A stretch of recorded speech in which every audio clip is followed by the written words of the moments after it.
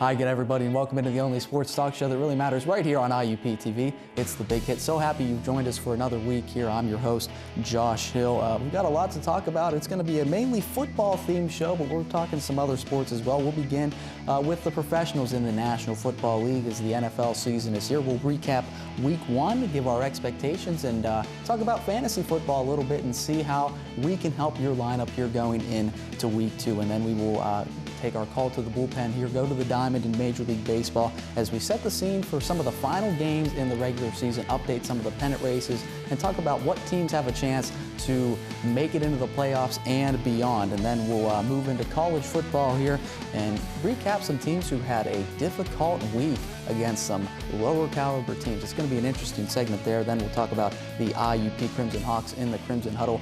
34-33 loss at the hands of the Kutztown Golden Bears. We'll break that down for you, and then we'll take a look at what to expect against the Lock Haven Bald Eagles.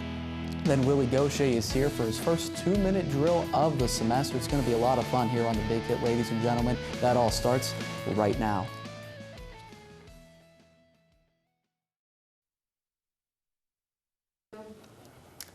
And hello again, everybody. Welcome into the only sports talk show that really matters right here on IUP-TV. It's The Big Hit. We're a bunch of college students dressed in nice clothing talking about sports here on this particular program. And we're going to begin our discussion of sports here tonight in the world of the National Football League with Ishaq Muhammad and Darnell Turner. Guys, let's go ahead and start with the first game of the 2015 NFL season. The Super Bowl champion New England Patriots, defending Super Bowl champions, opening up their year at home against the Pittsburgh Steelers, of course, with their superstar quarterback Tom Brady, and the Patriots beating the Steelers with Tom Brady. 4 touchdown passes for Tom. Do the Patriots have the best chance of any AFC team to return to the Super Bowl? They won it last year, and they looked pretty good in Week 1. I would say the Steelers will have a good chance to lead the AFC, but Martavius Bryant is suspended for a few games, and Le'Veon Bell is suspended for 2 games. So, seeing as though that they're out and the Steelers' secondary looks like it's weak, I don't really think that they can win the AFC.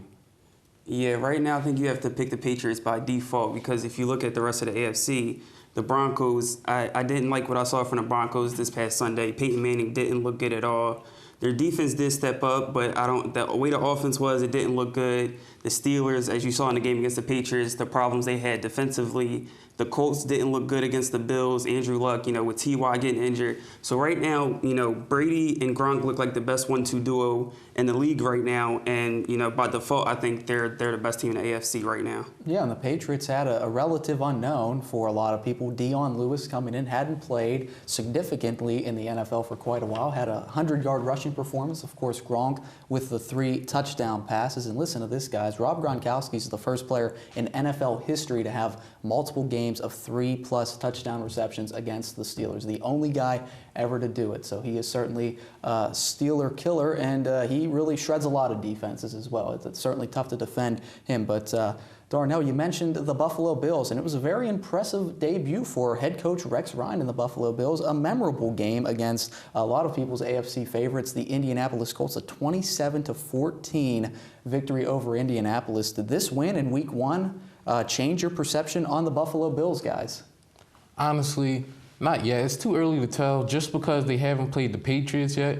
But if they go in New England next week and beat the Patriots, then I think that they could be a real contender. And honestly, if Sammy Watkins can actually do something, because he had 0 catches last week, if he can actually do something, then they have a really good chance of winning that division. Yeah, I think it's a little bit too early to tell right now with the Bills.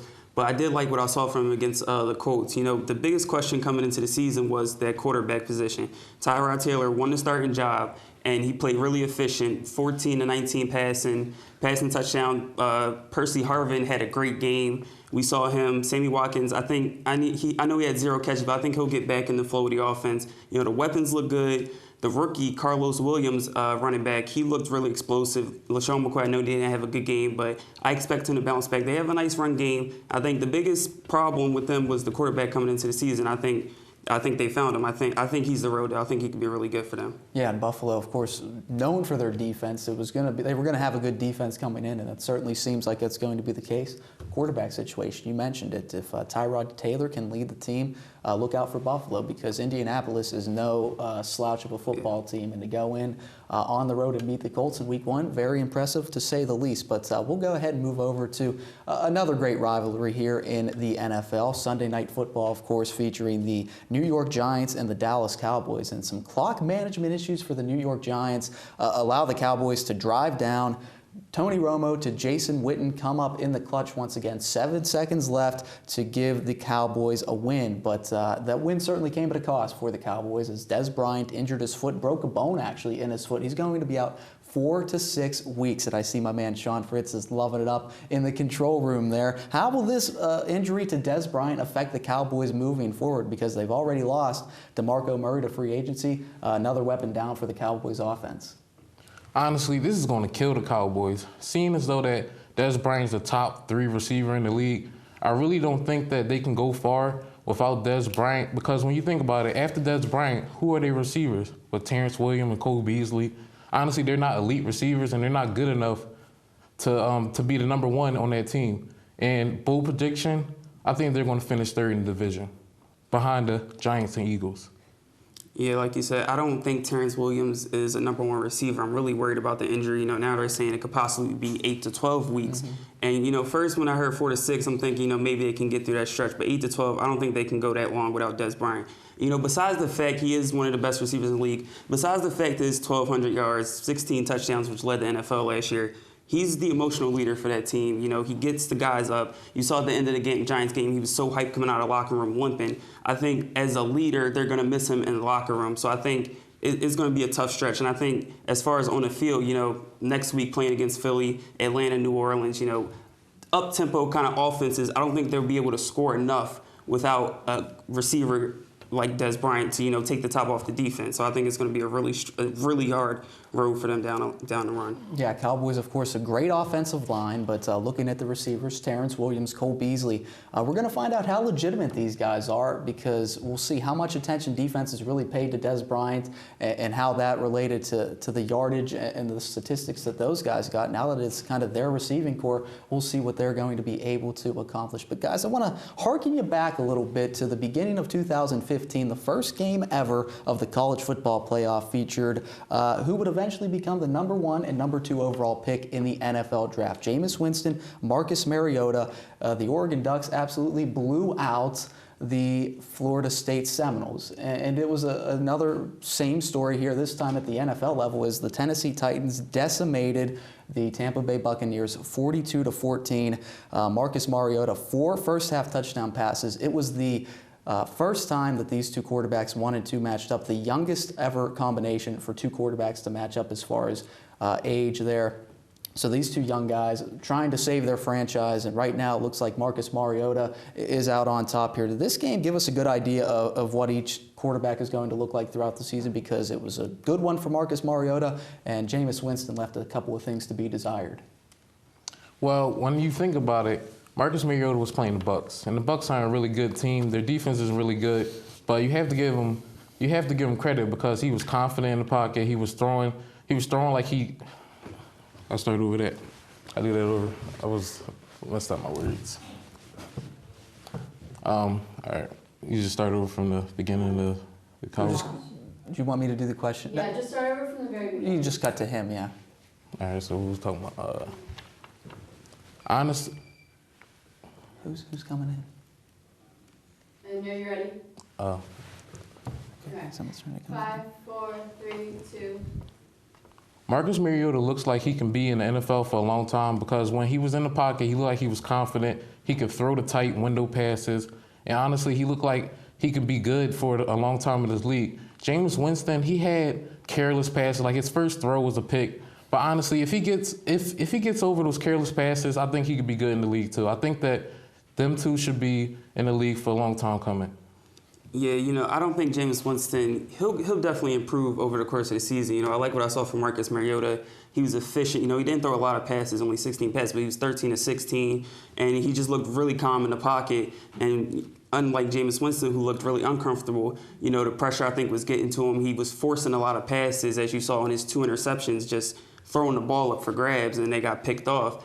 So, I think Jameis, was his first game, and, people came in, talking about how, these two, Jameis Winston was supposed to be the more NFL ready. But, I think it's still a learning curve for him, and he'll get better as the course of the season goes on. Marcus Mariota, this was a great game for him, but, he'll have his bumps in the road. But, these two promising quarterbacks have definitely shown what they're made of. Yeah, it certainly seems like Marcus Mariota is beginning to kind of transition his game to more of an NFL type of quarterback style. And Ishak, you mentioned it, Jameis Winston's first pass, a pick six. What a way to begin your career in the National Football League. So Marcus Mariota comes out on top here in this one, and that's all the time we have here in our NFL segment. For Ishak Muhammad, Darnell Turner, we'll step out here on the Big Hit, come back and talk about some Major League Baseball here as we set the scene for the final games of the regular season. So don't go away. We'll be right back here on the Big Hit.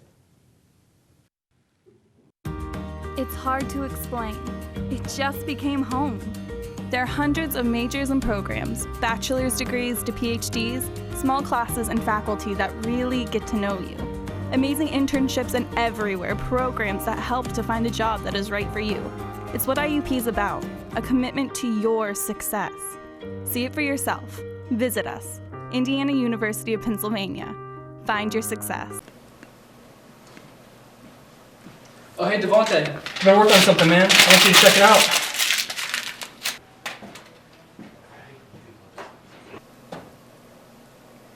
Keep working on that.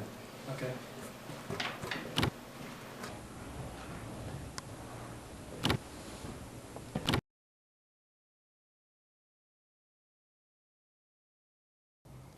Hello again, everybody. Josh Hill back with you here for the Fantasy Focus, the first of this school year. Fantasy Focus, of course, if you know how it works, we discuss all things fantasy football, give you some advice, give you some sleepers, and give you guys to avoid. And we've got some new talent here on the Big Hit set, and we're very happy to welcome Jared Brown, Ari Ohan, and of course the regular Chris Hayes is back as well. So guys, let's just go ahead and jump right in here to fantasy football. I'm sure you were following all of the games and trying to monitor your fantasy teams throughout the week. Who was your biggest surprise and bust of week number one? Well, for my surprise, I was going to say Carlos Hyde for the San Francisco 49ers. He came through with 168 yards and 2 TDs against the Minnesota Vikings, and I did not see that coming from a mile away. It was just a dynamite game all around by him, and he scored mad points. All right, my surprise of the week was Tyler Eifert of the Cincinnati Bengals. I wasn't expecting him to put up such big numbers, 100 yards, 2 touchdowns, after suffering a season-ending injury last season. But he really has shown that the team can move on from Jermaine Gresham, and he is their tight end. I'm with you. Tyler Eifert was on my fantasy team. He had a great week, 9 receptions, 104 yards, and 2 touchdowns. I got 2 other guys too. Tyrod Taylor, 195 yards and a touchdown for Buffalo in his debut. A great game from him. And also Marcus Mariota, the rookie for the Titans. 209 yards and 4 touchdowns for Marcus Mariota, so very impressive from him. Tyler Eifert, certainly a guy that had a lot of fantasy value for a number of years, but was not able to stay healthy. Had a couple of course, season-ending injuries last year included. Had that brace on his arm, but he worked out pretty fine, putting up some good numbers. Let's go ahead and move on to your biggest bust here in week one. Who underperformed for you guys? I'm going to have to go with Peyton Manning. We all know he's a legendary Hall of Fame quarterback, but this week he only came through with 175 yards and no touchdowns and an interception. I know that up to his standards, that's unacceptable, but he just didn't come through this week. All right, my biggest bust is also a Bronco, C.J. Anderson. Only put up 29 yards, I believe, and that's very disappointing for a guy who led the league the last 5 weeks with 8 rushing touchdowns. He led the league in yards the last 5 weeks, and he even said himself if he were to perform poorly, that would be an insult to the Broncos, and he really didn't step up this week. I'm with you guys. Guys of the Broncos were bad, especially Manning, like you said. He had an interception. That's not Peyton Manning-like. But also, how about Adrian Peterson? 31 yards, no touchdowns from him. Not a good performance at all coming back from that suspension last year. And also a guy who didn't perform very well was Sammy Watkins from the Buffalo Bills. He had no catches, no yards, nothing. So those guys didn't perform well enough. Yeah, Sammy Watkins doesn't even snag you a couple of points in a PPR league. You think maybe he can get you a point or two here, but certainly did not deliver. And that Baltimore and Denver game, not a lot of offense there for either team. So the fantasy guys, the big fantasy names in that game really did not live up to the hype at all. But We'll go ahead and move on to the NFC here and talk about Dez Bryant, who of course suffered an injury, which I'm sure a lot of people had Dez Bryant picked very high, a first-round pick in many leagues, but he's going to be sidelined for 4 to 6 weeks. So for teams that have Dez Bryant, who are some under-the-radar guys that they could add to their roster to kind of get them by until Dez is back? Well, I'm only looking at week 2, and for week 2, I'm going to say Ted Ginn Jr. He's going up against the Houston defense, and if they could handle J.J. Watt, they're just going to throw all over that secondary, and he has that big playmaking ability to get in the end zone, so I would have to say Ted Ginn Jr. All right. My under-the-radar guys would be Kendall Wright of the Titans. He caught all 4 passes thrown in by Marcus Mariota, had 101 yards and a touchdown, and he's really developing a chemistry with Mariota. I could really see the connection. And also Pierre Garçon, he's going to step up now that Deshaun Jackson got hurt. So he's always been reliable with Peyton Manning, and he was always the go-to guy for RG3 when he was in his prime, I should say. I got 2 guys. I got John Brown from Arizona. He's developing into maybe a second guy for them. They also have Fitzgerald, but John Brown's been good for Arizona. I think he'll have a strong, not only week, but season.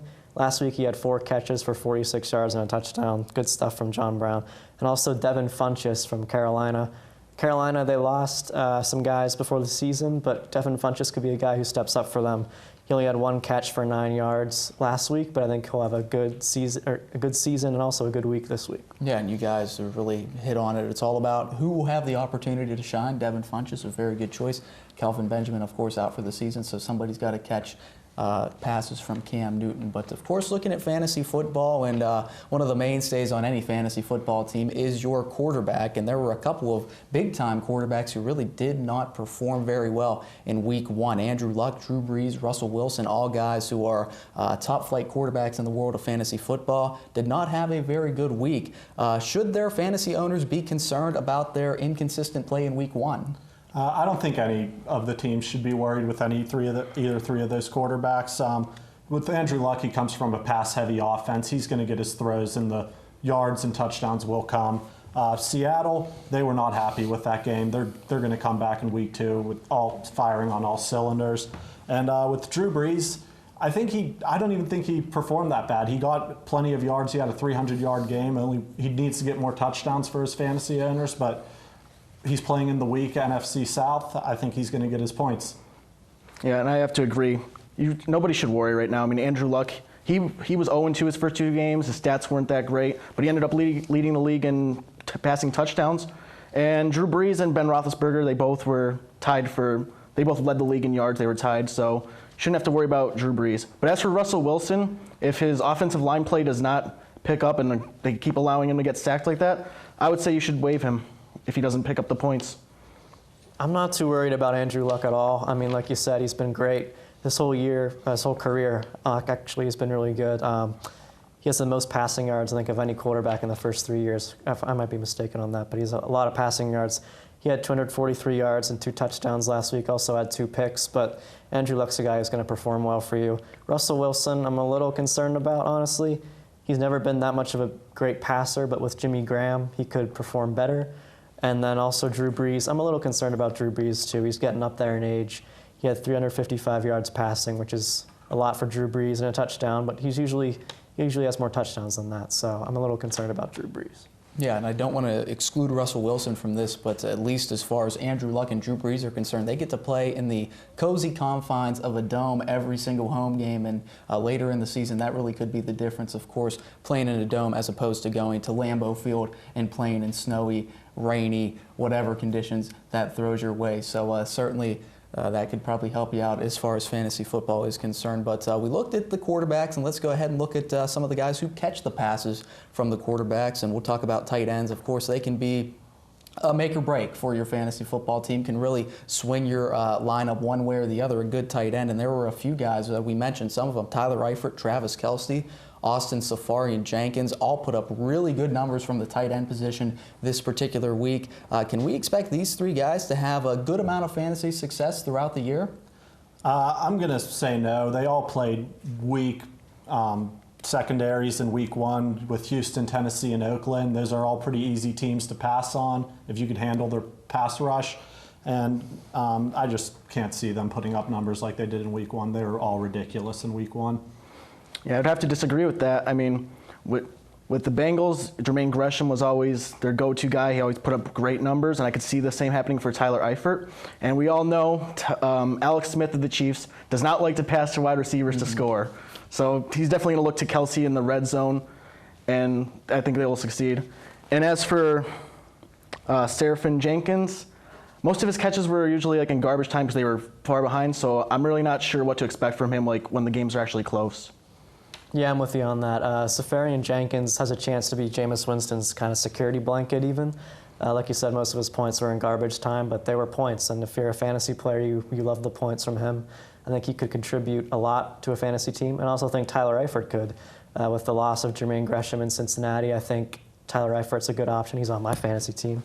And he played really well last week, and I think he'll continue that. So I think both of those guys can contribute a lot for your fantasy team. Yeah, no question about it. If you don't have a top-flight tight end like a Rob Gronkowski type of player, these three certainly pretty good in that next tier. So we'll go ahead and close out our fantasy football discussion here in the Fantasy Focus by taking a look at Week 2, and let's look at some players you expect to have a big Week 2 to close this out here. I'm looking for Ben Roethlisberger to have a big Week 2. He's going to his home opener, so you know he's going to be fired up, and he's up against the Jacksonville defense, which has never performed well. And he also had a great game against New England, which is one of the top defenses in the league. And he's also the returning pass yard champion from last year, along with Drew Brees. So I think he's going to play well at home this week. All right, my guy to go to would be LaShawn McCoy. If you watch the Steelers-Patriots game, the offensive line just dominated the Patriots, and a backup running back, D'Angelo Williams, had 127 yards on them. So I could expect the same from McCoy and Carlos Williams as well in Buffalo. Yeah, I agree. And also, don't forget about DeMarco Murray.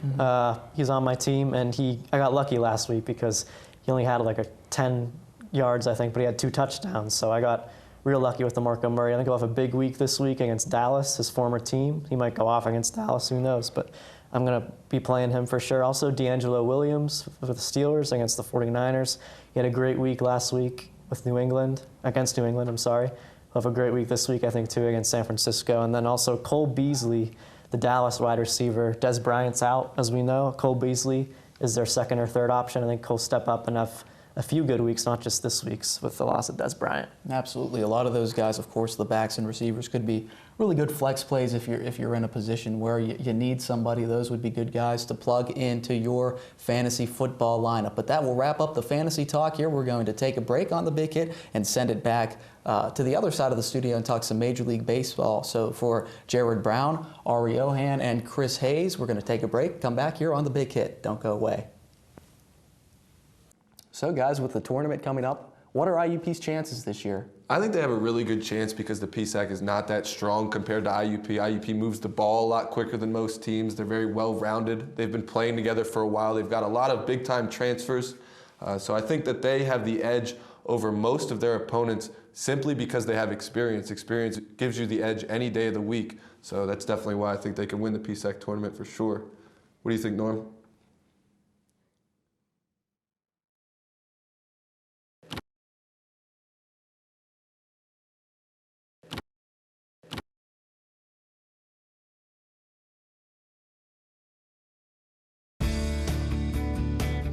The Career Development Center, they've helped me with my internship, being able to market myself, just being able to package myself the right way in order to land a job that will be secure. I had the ability to sharpen my resume skills, and my resume is beautiful, and I think anyone in the communications department will definitely agree that their resume is probably top of the line.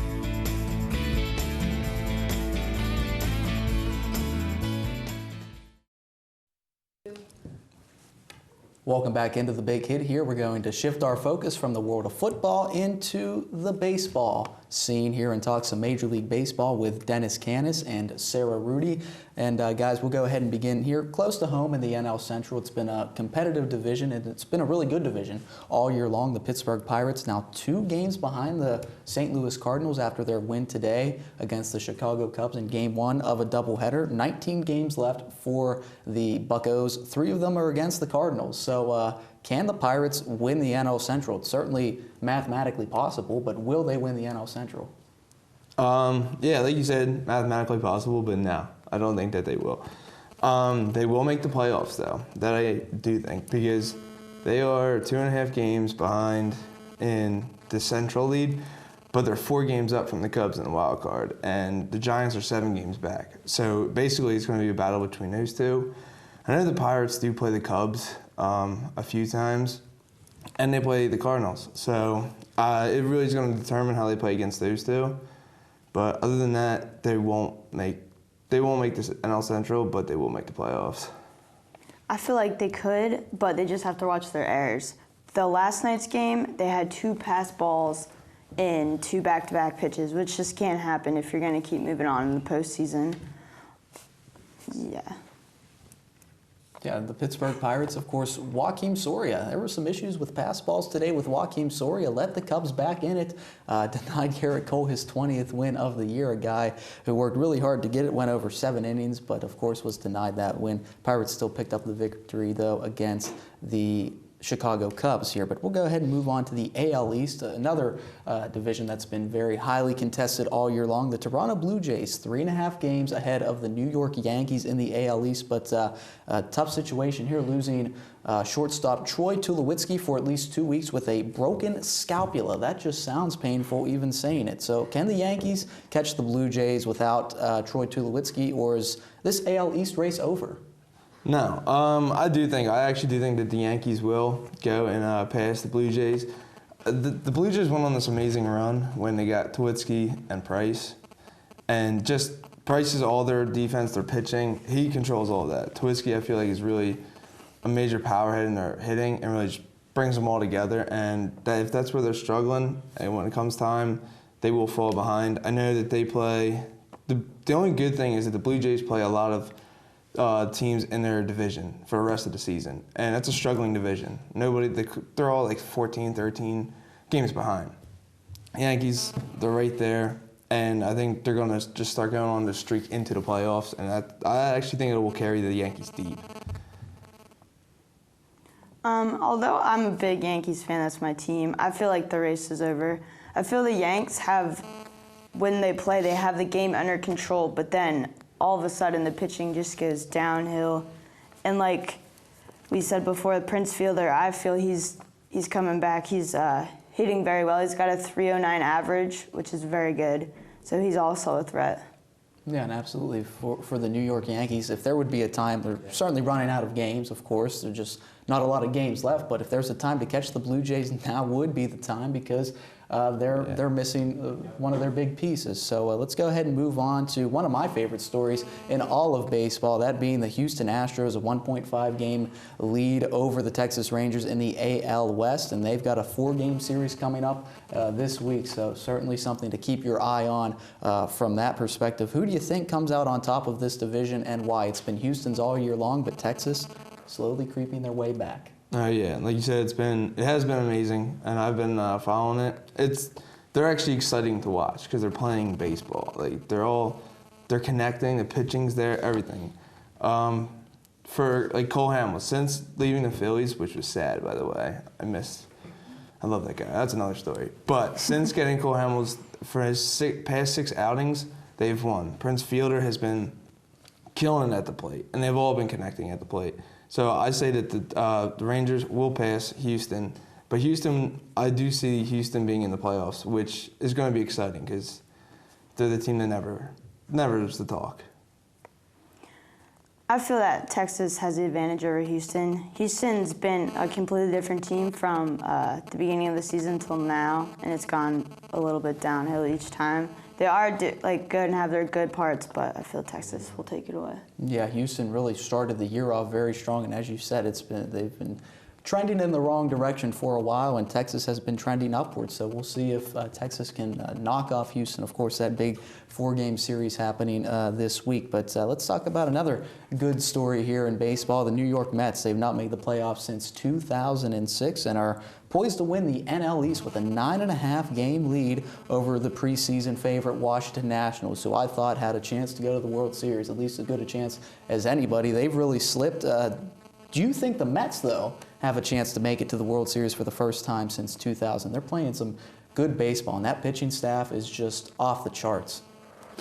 Yeah, no, that's a really good pitching staff. And like you said, it's really interesting to see how badly that they're choking. For the past 2 years, they've always been predicted to be the best team in the NL, to go to the World Series, and they're not going to make the playoffs again. What the Mets are doing is really fun to watch, even though they're in a bad division, I would think. But Phillies are low, not the Mets, the Marlins are low. But ever since getting Cespedes, they've just been on a tear, and that's what it is. And I think that they're going to go deep, not that deep into the playoffs, because I don't think that they're really going to be able to go against like teams like the Royals and the Dodgers with the Greinke pitching staff and Kershaw. Like, they will go into the playoffs. They will be the number one in the division, but I can't see much happening after that. I feel they will go into the playoffs, like he said, but it's going to be tough. It's going to be a tough race because, like we said, they fell short the past 2 years and more past that. And also David Wright will help along the way, but we'll see how far they go. Yeah, David Wright missing a lot of the year with an injury, finally starting to get back, finally starting to get healthy, and there's some young arms there that the Mets have, and they've got a few more on the way. So the Mets are a team that are not going to be going away anytime soon, so we'll certainly be following them. The rest of the teams here in Major League Baseball, we're winding down. Only about 20 games left for these guys, then it's playoff time, so we'll be certainly keeping you up to date here on The Big Hit, but that's all the time we have here for Dennis Canis and Sarah Rudy. We'll step out, come back, and talk some college football here as the Sandman makes his way down. We'll be back here on The Big Hit.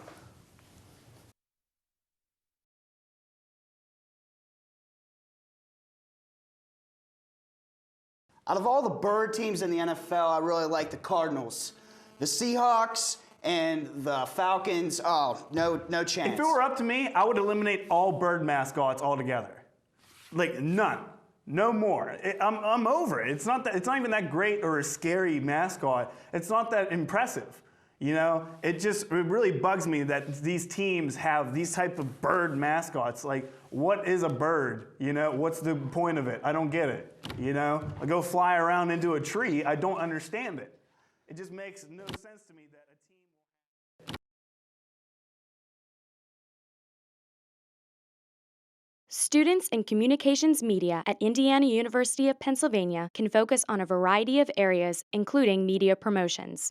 Our promotion students learn their skills by working in a hands-on environment, gaining real-world experience. They learn how to use media to promote, produce, and manage events, and how media organizations operate. They create promotional campaigns and help clients pitch their services, products, and events. With excellent classes led by experienced teachers, the Communications Media Department at IUP is perfect for students interested in media promotions.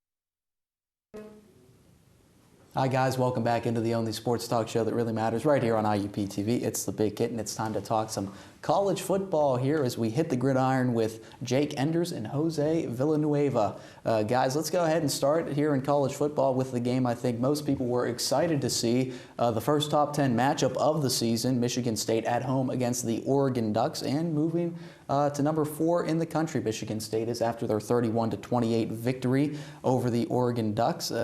They also got 2 first-place votes away from Ohio State. So Ohio State was the unanimous number 1 in the nation. Not anymore. Michigan State finally starting to get some recognition. So do you think this game gave Michigan State its best chance to make the college football playoff to start things off here? Well, I think this was a huge game for Michigan State, obviously, because if you look at their schedule, this was a huge test at the beginning. But if you go down this list, they really don't have a significant challenge until they go to Ohio State, obviously. Playing in the big house, that's a rivalry game in Michigan. But Michigan has kind of fallen off over the last couple years. The Spartans have won 6 of their last 7 against Michigan. So I look for Michigan State to kind of get on a roll. And then finally, as they go into the last couple games, Ohio State looms on the horizon. I definitely agree with all he said. But the one thing I think is Oregon was truly overrated. Vernon Adams wasn't looking good with the new system, and it's going to take a while for him to be the Marcus Mariota that they had last year. I don't think he can play as well, but the surrounding team will definitely take them where they need to be. They're going to make the Pac-12 championship, probably play USC. And Michigan State is one of the best teams in the country. They can make the playoff, but a lot's going to have to happen. Alabama's going to have to lose, which I think could happen this week at Ole Miss. But who knows? So Yeah, we'll see. Absolutely. If you're Michigan State, like you said, Jake, you just kind of have to take care of your business, not overlook some teams, but you do have Ohio State. Just take care of your business week to week. They're certainly talented enough to beat every single team on their schedule, and then we'll see what happens against that Ohio State team, who is one of the best teams in the entire country as well. So looking forward to that as a late season matchup. So we're moving along here in college football. There were some teams, though, that did struggle in week number 2. Notre Dame was one of them. They did win, but boy, was it a close one. A thrilling 34-27 win over Virginia. Star quarterback Malik Zaire going down for the rest of the season with a broken ankle. So the win comes at a cost. Does this ruin Notre Dame's chances to make the playoffs and go undefeated, or does freshman quarterback DeShone Kizer have the ability to get this job done for them? Well, as we all know, injuries are a part of the game. This hurts Notre Dame tremendously, losing their star quarterback. However, one thing people need to realize is DeShone Kizer is no slouch himself. He really proved it in that last game, throwing that touchdown pass with 12 seconds left. Another thing is, he is a freshman, but he's not a true freshman. He has a year in that system with Brian Kelly. He knows the offense. He should know the offense. And he was a 4-star recruit coming out of high school in Ohio. So Notre Dame, I do not look for them to challenge for a national championship, but I do look for them to be in the conversation as this season continues. I do agree with what he said. In 2 weeks, you will see Notre Dame at Clemson, so I think it's going to be a tough test for Kizer, but if he gets it done, we'll see from there. Besides that, they've lost 2 running backs, their 2 previous quarterbacks, their tight end, and that offense is looking like a train hit them. So if they can beat Georgia Tech and Clemson, then they should make the college football playoff. Yeah, and even with Malik Zaire and the rest of the players on their offense, never knew if a national title was really something that could be realistic for Notre Dame. At least I didn't. I was thinking a nice bowl game, but the college football playoff, that's certainly a stretch with some of the teams that they would have to defend against here. One of those teams I did think had a chance really struggled last week, and that was the Auburn Tigers, and they almost lost to Jacksonville State. It took them to overtime to beat Jacksonville State. 27-20 was the score in that one. This would have been the first time a BCS top 10 team lost to a non-Division I team since Appalachian State beat Michigan, and I think we all remember that. It was 2006, but it really just seems like yesterday, that particular football game. So looking at Auburn here, a lot of people thought they could do some really good things, but after a performance like this, how much of a threat do they really pose to the mighty SEC? Well, in my mind, looking at the preseason rankings, no team was rated higher and shouldn't have been rated as high as they were as Auburn. They came into the season number 6 in the country, and to me, that just didn't sound right. They only returned 5 starters from last year's team, and that team only went 8-5. So it's not like they set the country on fire, per se. However, they do have a new defensive coordinator in Will Muschamp, and they have plenty of talent on that defense. So if he can kind of rejuvenate it and get them playing the way they should, I think they have a chance to continue. But it might be a blessing in disguise, the Jacksonville State game, because it dropped them in the rankings from 6th, like I said, to 18th. And with a young team, that might take some of the pressure off them, feeling like they have to go out there and be that dominant team every week. They can just focus on winning. However, as we all know, the SEC is a dominant conference. They play, I think, 5 teams ranked in the top 25 right now, including LSU next week. So I don't look for Auburn to be a significant contender this year. As Jake did mention, they do play a lot of ranked teams, but the advantage that they have is most of them are at home. Except the LSU game next week, they will go down to Death Valley. Should be hard for Jeremy Johnson to get all the signals, but if he comes through, then it's only up from there. But that defense is going to have to get better. Muschamp does not look like the whiz that everyone was talking he was, and yeah, absolutely. Looking at Auburn, this is a chance for them to really refocus. Almost losing to a non-Division I team, certainly not something they had planned, but they can kind of regather themselves, refocus, and get back to it because, like you said, next week, No easy task going to LSU, and then SEC play starts, and it's full steam ahead week after week. You got to definitely bring your A game. So no chance, no margin for error for Auburn at all. But we'll go ahead and talk about another team, and we'll talk about a team very close to home here, the Pitt Panthers, getting a road victory over Akron, 24-7 was that score over the weekend. Pitt using 2 quarterbacks for the first time this season. Very interesting development now, and head coach Pat Narduzzi called it an open quarterback competition during the season. Is this a smart move for the Panthers, just losing their Heisman quality running back to go with 2 quarterbacks right now?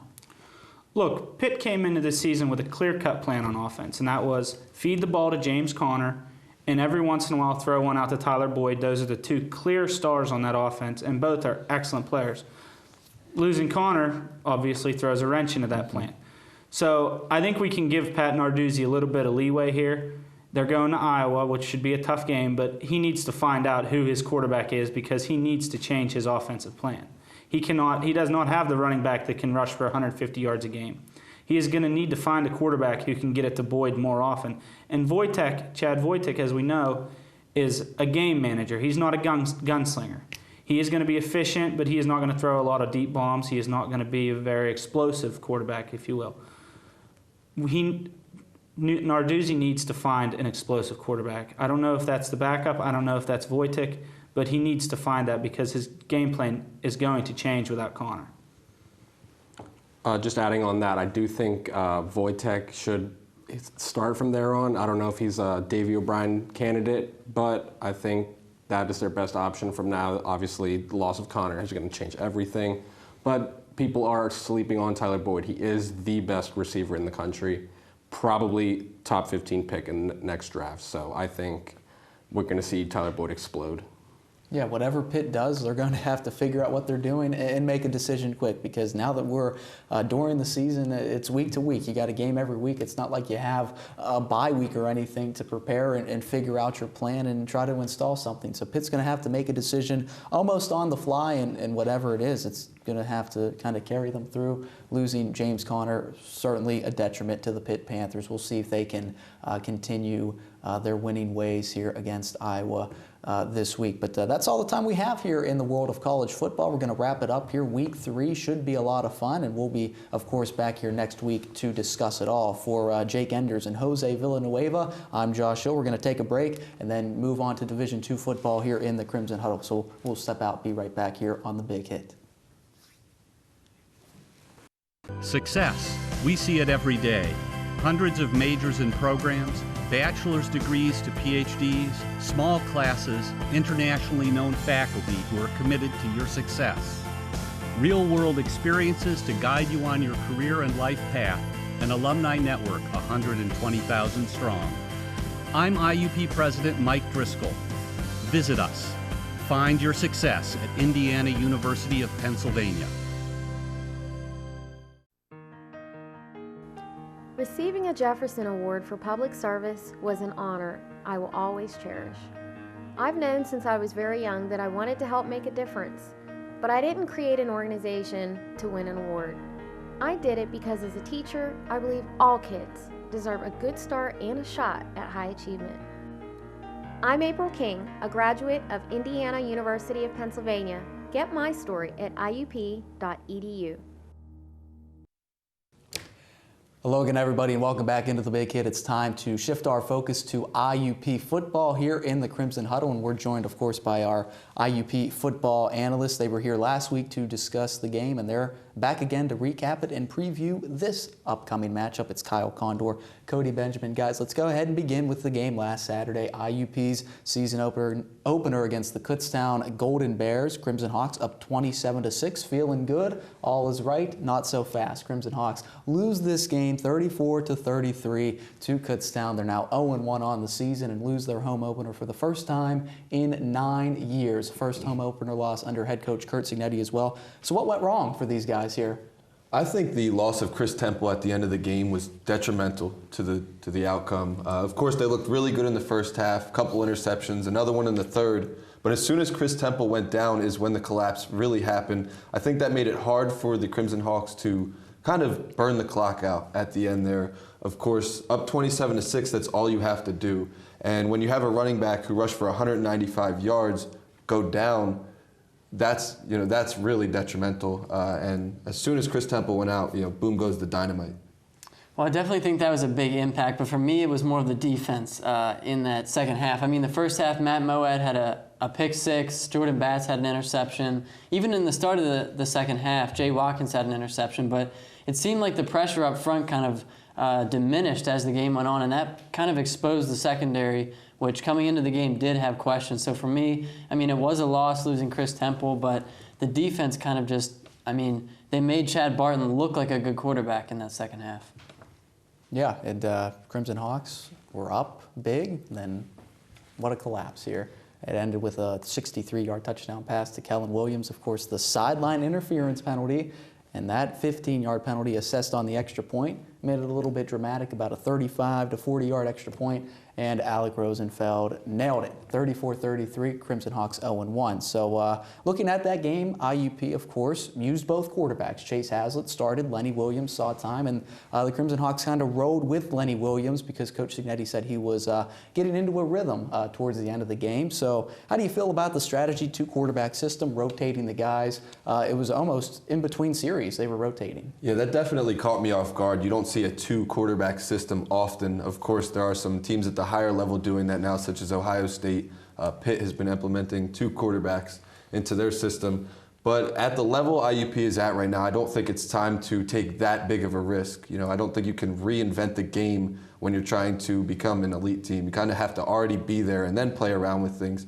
So I think they're going to have to decide at some point between one of the two. It seemed that they were leaning towards Lenny Williams in that game. Wouldn't be surprised if he's the guy from here on out. But it worked overall, really. I mean, the quarterback play was not the problem in the game. So I wouldn't be surprised if they kept going with this two-quarterback system. But like I said, I have to imagine that at some point they will choose one guy over the other. Yeah, I mean, it's such a different system than what they've run under Curt Cignetti here at IUP. And I mean, he came, like you said, last week from Alabama. I mean, he had pro-style offense history. And to come in and do this is just like unlike anything IUP's run offensively. And I think, like you said, the biggest thing here is what kind of team do they want to be right now? I mean, if you're a team that's willing to take a shot, develop these guys, I mean, more so Lenny Williams because he's younger, maybe you do kind of bring him in, get both guys work. But if you're trying to win right now, I feel like maybe the better call is to pick one of those guys and whoever's going to give you the better chance to win. Now, no credit away from Chase Hazlitt. He had an efficient performance running that kind of system. So both guys showed promise. Lenny Williams obviously a little bit more with his legs, but like you said, depending on what kind of team they want to be right now, where do they want to go with this quarterback system, you got to make a call on one of these guys. Yeah, both quarterbacks were very efficient. At one time, they had the same amount of pass attempts and completions, both completing over 60% of their passes. Both had touchdown passes, and as Coach Cignetti said, Lenny Williams got into that rhythm, but that doesn't necessarily mean he's the guy from here on out because both guys have proven that they deserve to play, and no one's really separated themselves. So the IUP Crimson Hawks, of course, 0-1. They dropped their opener, but PSAC crossover games do not count in conference this year. Of course, a rule change from last year where they did indeed count. So losing the opener, of course, can be detrimental to confidence, but how do you think this affects IUP's chances of contending for both a conference title and a chance to finally get into the national rankings? It's certainly been a while. Well, to get it out of the way, Josh, like you said, it's not in division, so it won't affect their chances at a conference title, at least just yet. Confidence-wise, like you said, maybe.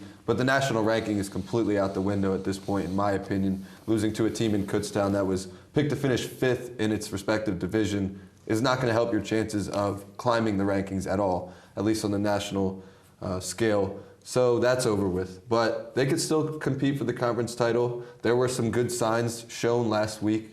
If they could just play the way that they did throughout the first half of that game, I would not be surprised if they could turn things around, get some big wins here within the division throughout the rest of the season, and possibly have a chance to compete for that conference title. Is it realistic to think that they will? Maybe not, but there is always that chance that they could. So.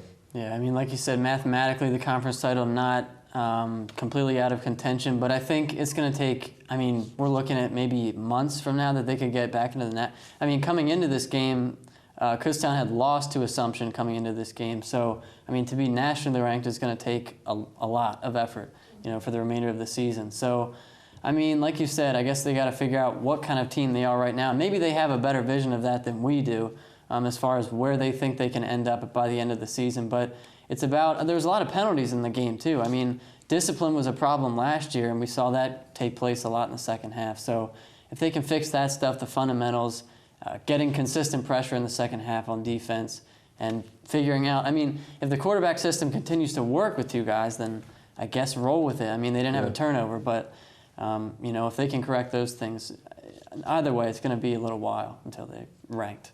Yeah, the Crimson Hawks just really have to get a little bit better in every single area, because every area there was kind of something that came back to haunt them, whether it be offense, whether it be some special teams miscues or penalties or turnovers, you name it. Something kind of snuck up and bit them and got them there. But for IUP, of course, they have another home game here, their second of 2 in a row before they hit the road for the first time this year. And Lock Haven comes to town, an 0-2 team. A new regime for Lock Haven, new coaching staff entirely. So let's get your thoughts here on Saturday's game, the IUP Crimson Hawks, Lock Haven Bald Eagles from George P. Miller Stadium. Yeah, just kind of transitioning from our last question into this one, this is a must-win for the Crimson Hawks. And if they want to be nationally ranked, they've got to win this one by a lot, because Lock Haven, like you said, Josh, IUP has not lost to them since 1981. And that's because Lock Haven is not a very strong program when it comes to football. So this is a must-win. They've got to win big, and I think they could. Like I said, Lock Haven, not a strong program, picked to finish last in its division. 0-2 right now. IUP showed some good signs last week. So I think they can win big, and they need to win big in this game on Saturday. Yeah, for Lock Haven, it's a new regime, but they're making some similar mistakes. They've had 5 interceptions. They've thrown 5 interceptions over the first 2 games. And I think this is going to be more about IUP not beating itself in this game, because I think they have a great opportunity to go out and win big, like you said, which they need to do. It'll just be a matter of cutting down on the mistakes that they killed themselves with this past week. But Lock Haven, I think, a grand opportunity for them to just kind of go in, put up a lot of points, especially another week Lenny Williams has under his belt running that offense. So I think it's mostly about IUP not kicking itself in this game. Yeah, it's going to need to be a confidence booster for sure. Absolutely. The Crimson Hawks have a couple of things to worry about, of course, with quarterback Caleb Walton, a mobile guy.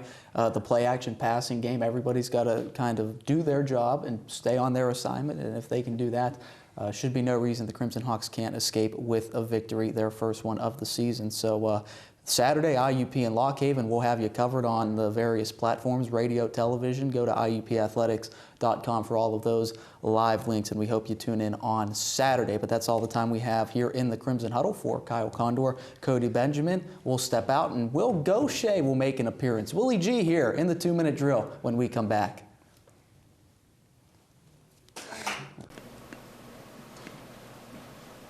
Oh, hey, Devontae. I'm gonna work on something, man. I want you to check it out.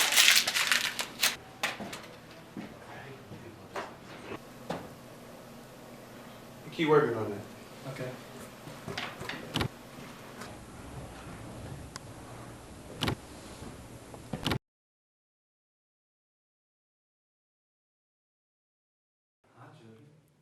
Wait, somebody has to, no, fuck it. I know my name, but hello, everyone. I just want to make sure that the line is correct, you know? All right. Oh, God. Right now.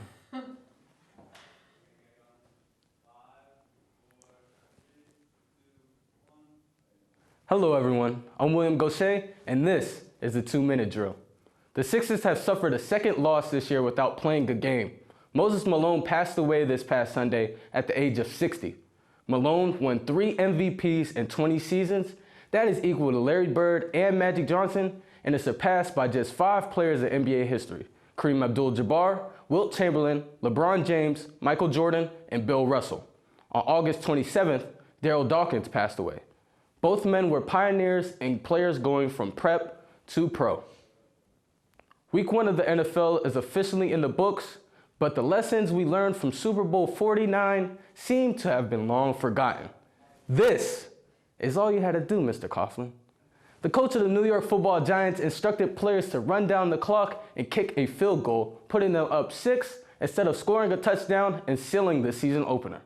Instead, they gave the ball back to Dallas quarterback Tony Romo, who now has 28 game-winning drives and gave us a demonstration on the 2-minute drill. Serena Williams suffered her first loss in 33 Grand Slam matches Friday at the US Open. She stumbled to 43rd ranked Roberta Vinci. Rapper boyfriend Drake happened to be in attendance and is widely known for ruining shining moments by merely supporting a person or team. Remember back-to-back years of Kentucky in the big dance? Or maybe LeBron James in the Miami Heat. But Williams also lost out on the opportunity to be the first woman to complete a calendar Grand Slam year since Steffi Graf did so in 1988. Regardless of the loss, Serena had a tremendous and legendary year. Finally, the score to this high school football game may seem like it's something out of a video game. Meadville defeated Du Bois 107-90 Friday night in a District 10 football game that features some intriguing stat lines. Meadville's running back Journey Brown gained a lot of national attention after he rushed for a PA state record of 722 yards on 33 carries and 10 touchdowns. This came just 32 yards short of setting the national record in 1950. Not to be forgotten, though, is Du Bois quarterback Mac Miller, who broke the national passing record of 764 yards set in 2000. Miller threw for 782 yards and 10 touchdowns, hammering the PA state record of 594 yards. Well done, gentlemen. From director Michael Martone, producers Kyle Condor and Vaughn Denzel, and the entire Big Hit crew, I'm William Gaucher, and this is The Big Hit. Have a great week.